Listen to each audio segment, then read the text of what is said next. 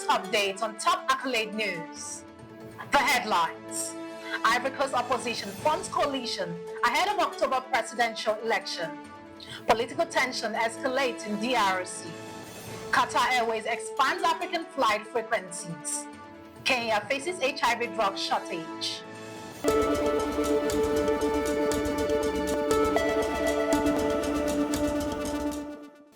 In politics, Ivory Coast opposition forms coalition ahead of October presidential election.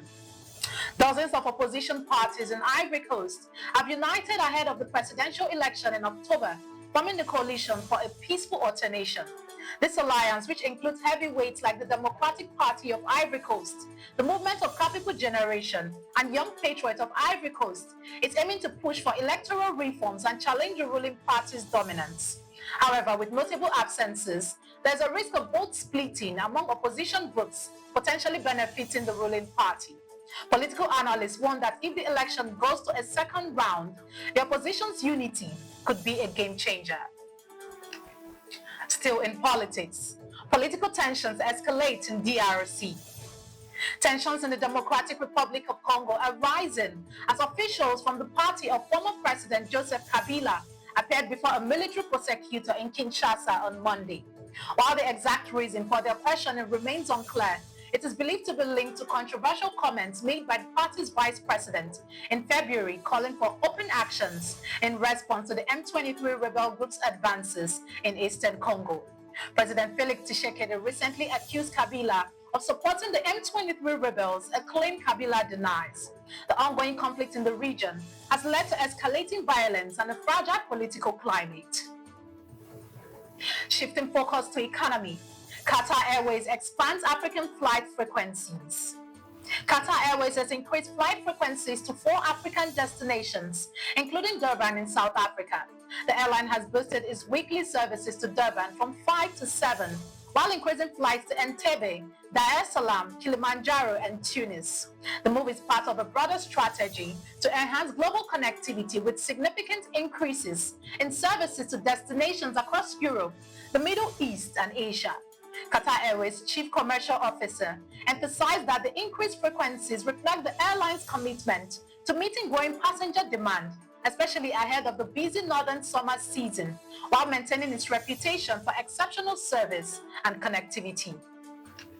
Moving to health, Kenya faces HIV drug shortage. In Kenya, the freeze on U.S. foreign aid is creating a critical shortage of HIV medication, impacting thousands of people living with HIV. While millions of doses sit unused in a warehouse just outside Nairobi, distribution have come to a halt due to funding cuts.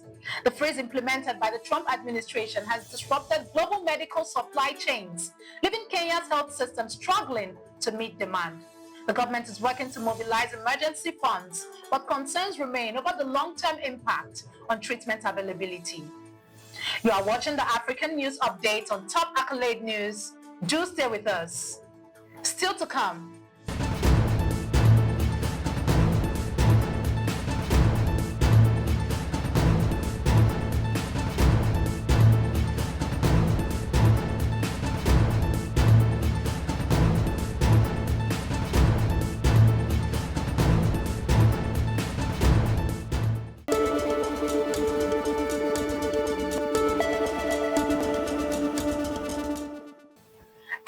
With us. In security, Uganda deploys special forces to South Sudan's capital.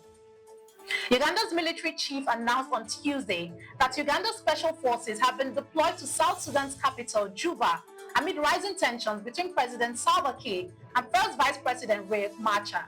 The tensions have escalated following the arrest of several officials and clashes in the northern town of Nasir, which threatened to unravel the 2018 peace deal that ended South Sudan's brutal 5-year civil war.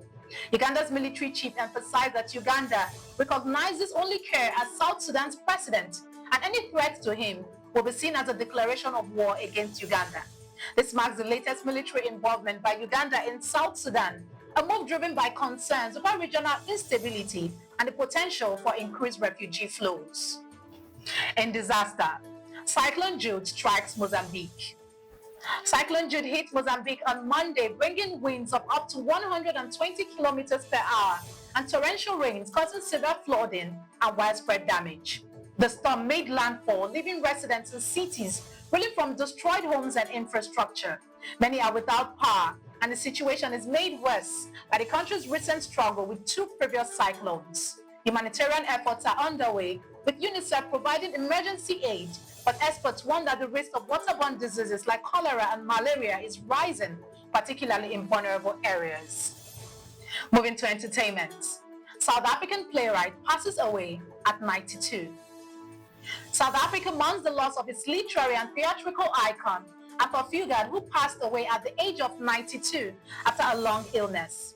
Widely regarded as a pioneering playwright, director, and actor, Fugard's work captivated audiences worldwide. His plays captured the struggle and hope of South Africa during apartheid, earning him global recognition and respect.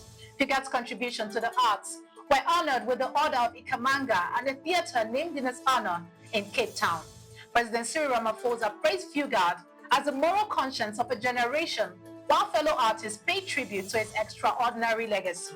His death marked the end of an era in South African theater, but his influence will continue to inspire generations to come. Now in sports, Liberian coach selected for CAF Women's Instructor Development Program. Selam Kabede, the head coach of Liberia's women's national football team, has been chosen as one of 29 participants in the Confederation of African Football's newly launched Women's Instructor Development Program. This initiative aims to empower and enhance the skills of women in coaching across Africa, offering a blend of online modules and in-person training on leadership, communication, and coaching techniques. Kabede, also a CAF elite instructor, has been instrumental in developing Liberia's coaching framework, playing a key role in the design of the CAF A license syllabus, which was launched in December 2024 after a decade of development. This program further highlights her dedication to advancing women's football and coaching education in Africa. That concludes our African news update for today. Stay tuned for more African news and developments. Thanks for joining us. I am Ojo Arumi Okocha. Connect and engage with us on all our social media handles. Do have a wonderful day.